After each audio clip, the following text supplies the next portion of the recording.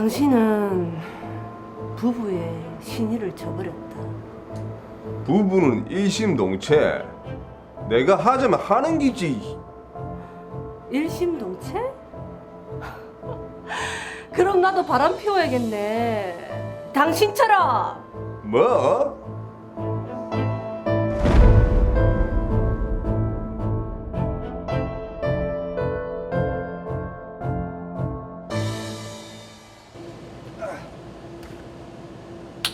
다 됐다. 우리 없어도 밥이랑 잘 챙겨 먹고요. 일주일이면 올 거니까. 아이, 내가 애도 아니고 무슨 걱정 그리 많이 하노. 가서 그 연우나 잘 챙기라. 아빠도 같이 가면 좋은데. 회사 가야지 아빠는. 아, 맞다. 여보, 내 차 고장나서 어저께 카센터 막혔거든. 내가 당신 대비다 주고 차를 다시 갖고 오면 안 되겠나? 당신 내려올 때 내가 전화하면 다시 대비를 줄게. 뭐 거기서는 아빠 차 쓰면 되니까. 그래요 그럼. 연우야, 아빠가 외할아버지 집까지 데려다 주신대. 아빠 최고! 그래, 가자.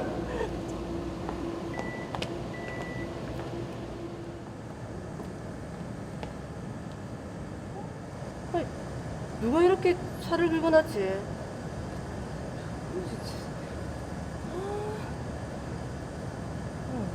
블랙박스에 찍혔겠지.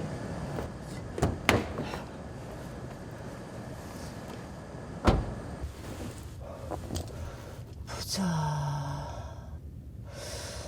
긁은 사람이 안 보이는데, 응? 이게 뭐고? 자기야, 그러면 저번에 그 모텔? 모텔? 아, 들킨 건가요? 아니 그런데 매번 일어나는데 이대리는 어쩜 그렇게 일을 못하노? 뭐 그 출장에서 봤던 그 사람? 어? 그냥 그러려니 해라. 우린 계약했으니까 돈만 받으면 되지 뭐. 뭐 하긴 뭐. 회사에서도 자기랑 같이 가면 실적 좋다고 난리다. 그래, 내가 잘한다 애가. 그나저나 오늘 뭐 언제 왔고? 자기야 그러면 저번에 그 모텔? 오늘은 분위기를 좀 바꿔서 우리 집으로 갈래? 어? 자기 와이프 있잖아. 그 친정 같다. 그 며칠 있다 올 거라서. 집이 비었지. 정말? 그러면 자기 집으로? 가자. 너무 과감한 거 아닙니까? 집까지 데려왔다고?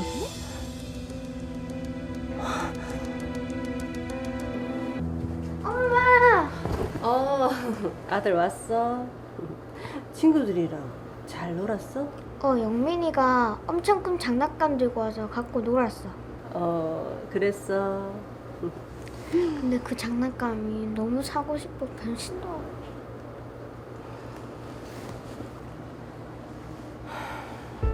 연우를 제대로 키우려면 돈이 있어야 하는데.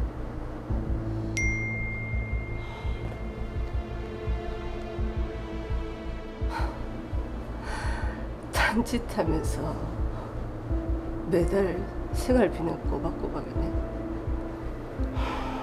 요즘 사업이 잘 된다더만. 그 여자한테 돈도 주는 거 애가. 아무래도 증거를 모아야겠다. 나왔다. 자. 왜? 뭔 일 있나? 내가 뭘 기분이 별로인 것 같은데? 그런 거 없다. 그리고 생활비 좀 더 줘요. 생활비? 웬일로 돈을 더 달라고 하노? 달라고 하면 그냥 좀 주라. 뭐 알았다. 근데 내 얼굴은 왜 안 쳐다보노? 무슨 소리예요? 씻고 밥이나 먹어요. 뭔가 이상한 조짐을 느낀 것 같은데요. 네. 뭔가 이상하단 말이야. 왜 본인은 모를까요?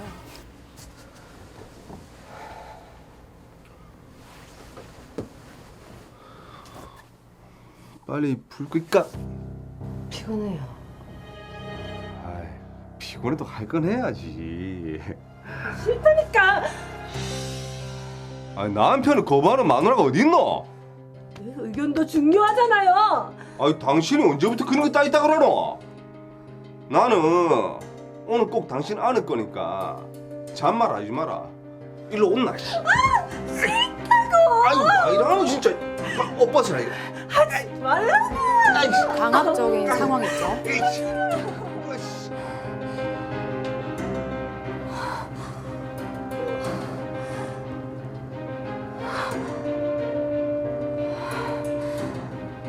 이대로 더는 못 살겠다.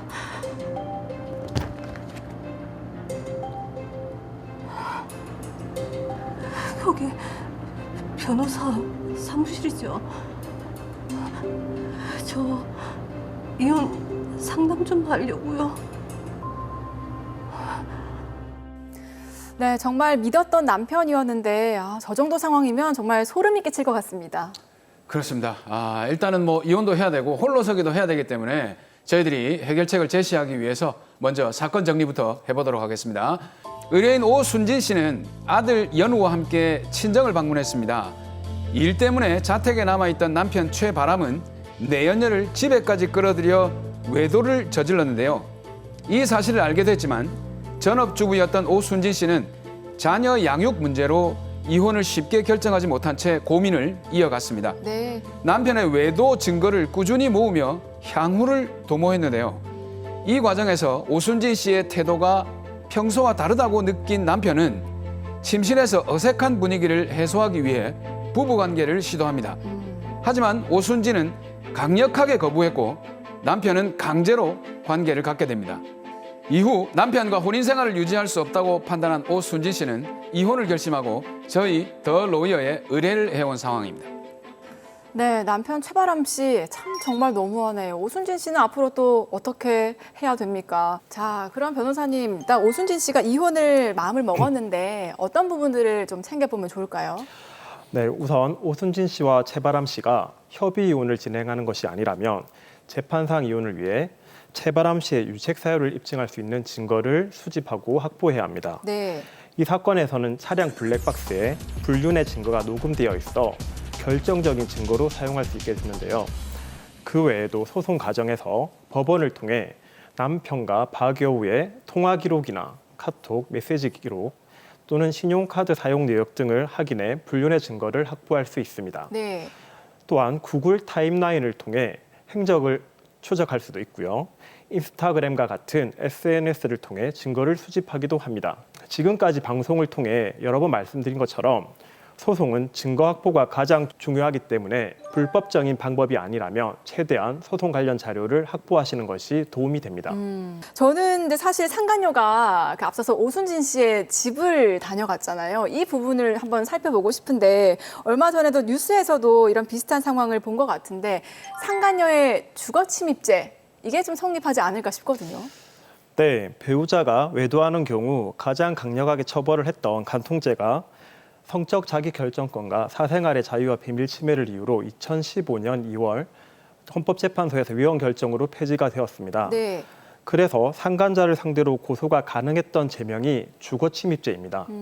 그런데 이러한 처벌은 사실상 남녀 간의 사생활을 국가형벌권이 개입하는 것이라 간통죄 위헌 판결의 취지에 반한다는 논란이 있었고요.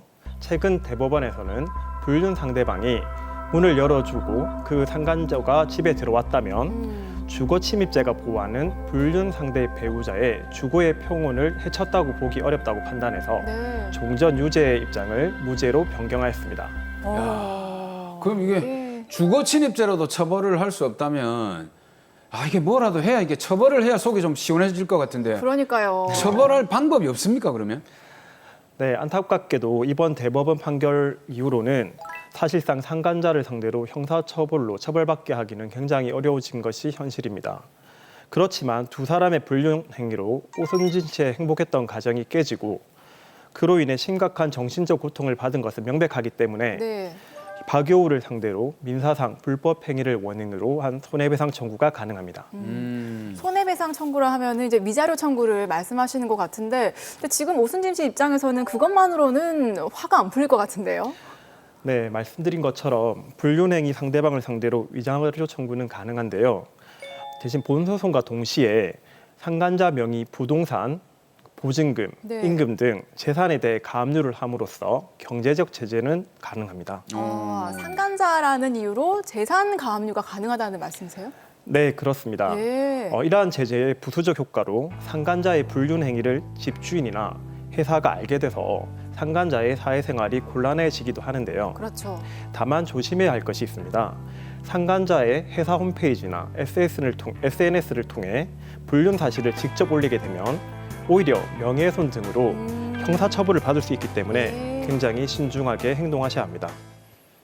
근데 제가 보기에는 이 오순진 씨가 이혼을 결심하게 된 가장 결정적인 이유가 어떻게 보면 강제로, 부부긴 하지만 강제로 관계를 맺게 됐다는 그런 사실이기도 한데, 이 상황 같으면은 부부 간에도 강간에 관한 죄가 성립할 수 있어야 될 것 같다는 느낌이 들거든요. 어떻습니까? 성립할 수 있을까요? 네, 부부 간에도 강간죄는 성립합니다. 대법원은 2013년 전원합의체 판결을 통해 형법 제297조 강간죄의 객체 분여에는 법률상의 처가 포함되는 것으로 보았습니다. 네. 부부 사이에서 성관계를 요구할 권리가 있다고 하더라도 폭행, 협박 등으로 반항을 억압함으로써 강제로 부부 관계를 하는 경우에는 처의 생락이 추인된다고 볼 수 없어 강간죄를 인정하고 있습니다. 그리고 또 걱정이 되는 게 사실 부부 관계는 뭐 부부만 아는 거잖아요. 그렇죠. 그렇기 때문에 이게 뭐 부부 강간죄다 혐의를 입증하는 게 또 쉽지가 않을 것 같아요. 네, 참 어려운 문제인데요. 네. 남편의 아내에 대한 폭행, 협박이 아내의 반항을 불가능하게 하거나 현저히 곤란하게 할 정도에 이른 것인지에 대한 문제가 먼저 판단이 되어야 됩니다. 부부 사이의 성생활에 대해 국가가 개입하는 것이기 때문에 우리 법에서는 가정의 유지를 위해 최대한 개입하지 않는다는 전제하에서 이 문제를 살펴보고 있습니다. 주로 부부의 진술과 증거를 확인하는데요. 남편이 유형력을 행사하게 된 경위, 네. 혼인 생활에서의 형태와 부부의 평소의 성행, 그리고 성관계 당시와 그 후의 정황 등을 구체적으로 진술하셔야 되고요. 네. 그리고 폭행을 당했다면 그 상처 부위의 사진, 진단서, 처방전 등 피해를 확인할 수 있는 자료를 반드시 수집하셔야 합니다. 근데 그 부부 강간죄 처벌은 어떻습니까? 일반 강간죄하고 동일합니까? 아니면 좀 더 높습니까? 어떻습니까? 형벌은 동일한데요. 남편이 아내를 폭행 또는 협박으로 강간했다면 네. 형법 제297조에 따라 3년 이상의 유기징역에 처하게 되어 있고요. 유사 강간의 경우에도 형법 제297조 2에 따라 2년 이상의 유기징역에 처하게 됩니다. 네. 자, 그러면 변호사님 보시기에 어떠세요? 지금 최바람 씨와 오순진 씨는 부부 강간죄가 성립할까요? 네, 실무상 남편이 아내에게 폭행이나 협박을 사용해서 원하지 않는 성관계를 가진 경우 실제로 강간죄로 처벌을 하고 있습니다.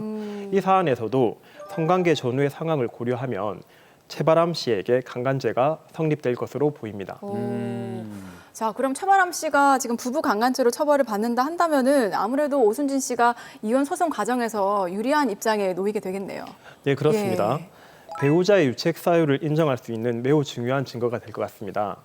민법 제840조 3호는 이혼의 원인으로 배우자로부터의 심히 부당한 대우를 규정하고 있는데 이에 해당할 수 있을 것 같고요. 네. 또 같은 조 6호에 기타 혼인을 계속하기 어려운 사유에도 해당되어 재판상 이혼 소송에서 매우 유리한 증거가 될 것 같습니다.